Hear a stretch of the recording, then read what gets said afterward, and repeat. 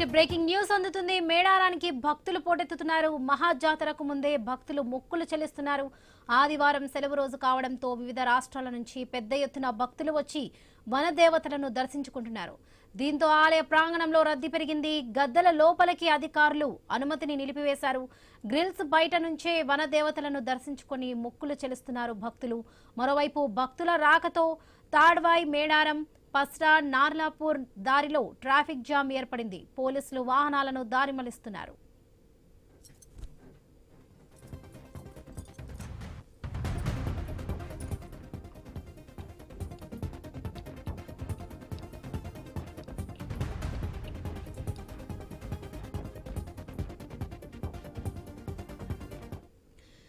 మేడారానికి భక్తులు పోటెత్తుతున్నారు. మహాజాతరకు ముందే భక్తులు మొక్కులు చెల్లిస్తున్నారు. రైట్, ఇదే విషయానికి సంబంధించి పూర్తి అప్డేట్స్ మా ప్రతినిధి ప్రశాంత్ లైవ్ ద్వారా అందిస్తారు. ప్రశాంత్. ఎస్ వరలక్ష్మి, మేడారం మహాజాతర 2 రోజుల ముందుగానే ఆదివారం సెలవు దినం కావడంతో పాటు అయితే తెలుగు రాష్ట్రాల ప్రజలంతా కూడా అమ్మవారికి మొక్కులు అప్పగించడానికి అటు ఆర్టీసీ బస్సులో కావచ్చు, ఇటు ప్రైవేటు వాహనాలలో లక్షలాదిగా తరలి రావడంతో అయితే మేడారం పరిసర ప్రాంతాలతో పాటు అమ్మవారి గద్దెల ప్రాంగణం అయితే భక్తులతో కిక్కిరిసిన పరిస్థితి అయితే ఉంది. ఉదయం తెల్లవారుజాము నుండి కూడా అటు జంపన్న వాగులో స్నానాలు ఆచరించి అమ్మవార్లకు మొక్కులు చెల్లించుకుంటున్నారు. అటు నిలువెత్తు బంగారం సమర్పిస్తూ అమ్మవారికి కోడి పిల్లను, అటు ఎదుర్కొళ్లను, అటు మొక్కులను అప్పగించేస్తున్న పరిస్థితి అయితే మనం చూస్తున్నాము. అయితే ప్రైవేటు వాహనాలు భారీగా రావడంతో అయితే అటు తాడ్వాయి, మేడారంతో పాటు పస్రా, నార్లాపూర్, మేడారం రోడ్లన్నీ కూడా ట్రాఫిక్ జామ్ తో ఉదయం నుంచి కూడా చాలా ఇబ్బందులు పడుతున్న పరిస్థితి అయితే ఉంది. ఎటు చూసినా కూడా అటు ఆ వాహనాల రద్దీతో అయితే ఎప్పటికప్పుడు పోలీసులు అటు ఆ రద్దీని క్లియర్ చేస్తూ ట్రాఫిక్ క్లియరెన్స్ చేస్తున్న పరిస్థితి అయితే చూస్తున్నాము.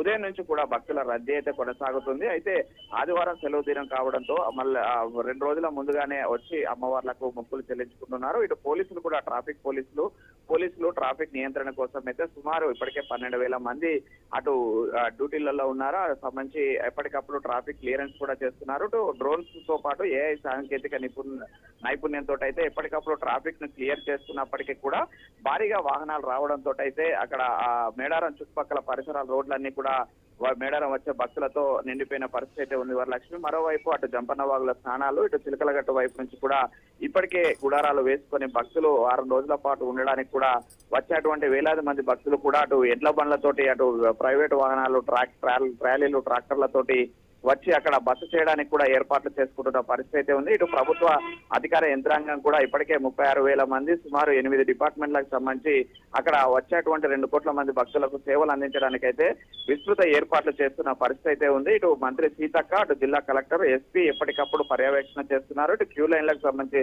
ఏర్పాట్లను కూడా ఈ రోజు ఏర్పాట్లు పూర్తి చేసి రేపటి నుంచి క్యూ లైన్ లో ప్రధాన గద్దెల వద్దకు వెళ్ళడానికి ప్రత్యేక క్యూ లైన్లు, అటు విఐపి క్యూ లైన్లకు సంబంధించి ప్రత్యేక ఏర్పాట్లు చేసిన నేపథ్యంలో ఎప్పటికప్పుడు భక్తులకు సంబంధించినటువంటి సౌకర్యాల విషయంలో మంత్రి సీతక్క ప్రతి విషయాన్ని కూడా చొరవ తీసుకుంటుంది. ఇటు 251 కోట్ల రూపాయలతో ఈసారి ప్రభుత్వము అటు గద్దెల పునర్నిర్మాణం చేయడంతో అయితే తిలకించడానికి కూడా మరింత భక్తులు ఎక్కువగా వచ్చే అవకాశం ఉన్న నేపథ్యంలో ఇప్పటి నుంచి అన్ని ఏర్పాట్లు చేశారు వరలక్ష్మి. ప్రస్తుతానికైతే మేడారం దర్శనాలకైతే ఇంకా భక్తుల రద్దీ కొనసాగుతుంది ఉదయం నుండి. Right Prashant, thank you.